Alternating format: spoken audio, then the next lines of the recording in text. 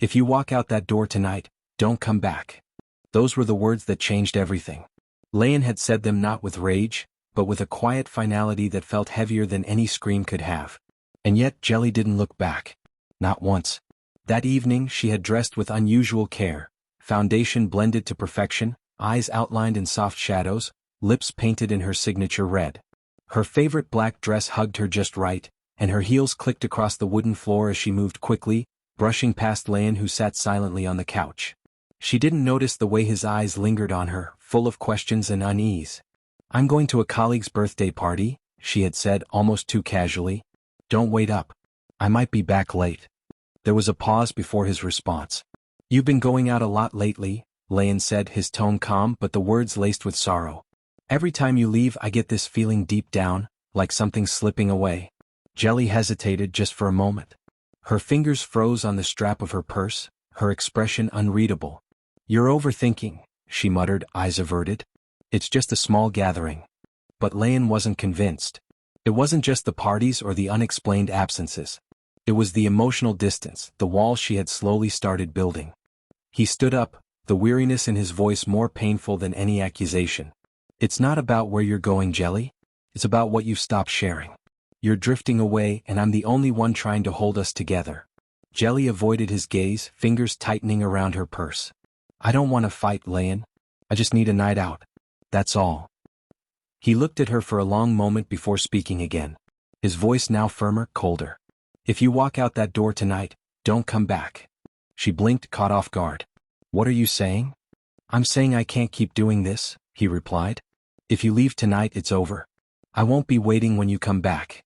For a moment, silence stretched between them like a wire pulled taut. Then she turned as if nothing had been said at all. "We'll talk later.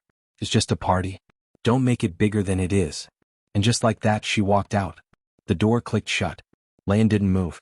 He just sat there, staring at the emptiness she left behind. Her perfume still lingered faintly in the air, a haunting trace of what used to be. And then an hour later his phone buzzed.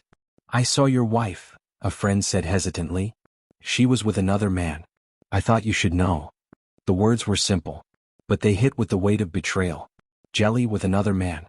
Layan asked questions but the friend didn't have much more to say. Just a passing moment on the street. Just enough to confirm the sinking feeling that had been living in Layan's chest for weeks. He didn't yell. He didn't rage. The next morning he simply got up, packed a small suitcase, just a few clothes, a toothbrush, a photo of his mother, and left. Before leaving he stopped by the bank and withdrew what remained in the joint account. Not out of pettiness but because he knew what came next. Jelly wouldn't understand until it was too late. When Jelly returned home that evening, everything looked normal, until she walked into their bedroom. His clothes were gone. The closet looked bare. A drawer left open, emptied. The silence was thicker than the air itself. She rushed around the house, calling his name, her heartbeat thudding against her chest. She dialed his number. When he answered, her voice trembled. "Why? Why didn't you tell me? What did I do?" "You know why, Jelly," Layan said, his tone quiet but resolute. "You stopped choosing us. I waited. I hoped. But you made your choice the night you walked out." "I just needed space," she whispered. "I didn't know it would hurt you this much. Please come back. Let me explain." "There's nothing to explain," he cut in. "I'm done trying to convince someone to love me." And then he hung up. For the first time Jelly felt it, the emptiness, the weight of her own decisions. The man who once waited up for her, who forgave, who asked and asked and asked for a connection, was gone. Not in anger but in peace. The kind of peace that comes when someone's heart finally breaks for the last time. Layan started fresh in a quiet town far from the memories they built together. At first the silence was painful. But slowly it became soothing. He found routine again. Morning jogs, quiet books, weekends spent without tension. That's when he met Lena. She was gentle, insightful, and healing in ways he didn't expect. Their friendship began with small conversations over coffee, which bloomed into something stronger with time. She didn't try to fix him. She simply listened, and that made all the difference. Months passed and the wounds Jelly had left began to fade. Not erase but soften. A year after walking away from the ashes of his past, Layan proposed to Lena in a quiet garden where they often walked. She said yes with tears in her eyes and warmth in her smile. He had found peace, not just in her but in the choice he made to stop begging for love and start choosing himself. Back in the old house, Jelly lived among the ghosts of her own choices. The parties lost their sparkle. The friends drifted. And the laughter that once filled the rooms was replaced with silence.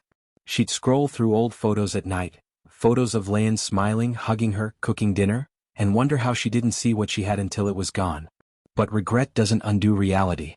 And in another story in another home, a man sat with guilt gnawing at his conscience. He had been with his girlfriend for 4 years. Loyal. Loving. But one night of reckless drinking blurred all that.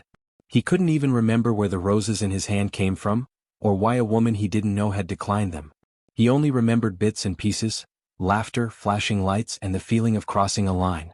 The next morning, shame settled into his bones like ice. His girlfriend was the kind of woman you dream of building a life with, warm, honest, kind. And here he was, unable to even piece together his own behavior from the night before. He stopped drinking that day. Cold turkey. But a question hung in his mind like a noose. Should he tell her? Would honesty cleanse him, or ruin her trust forever? Some betrayals are clear. Others live in shadows and blurred lines. But one truth always remains. The heart knows when it's no longer being chosen. And when someone walks away for good, it's rarely out of hate. Sometimes, it's just the final step in loving yourself.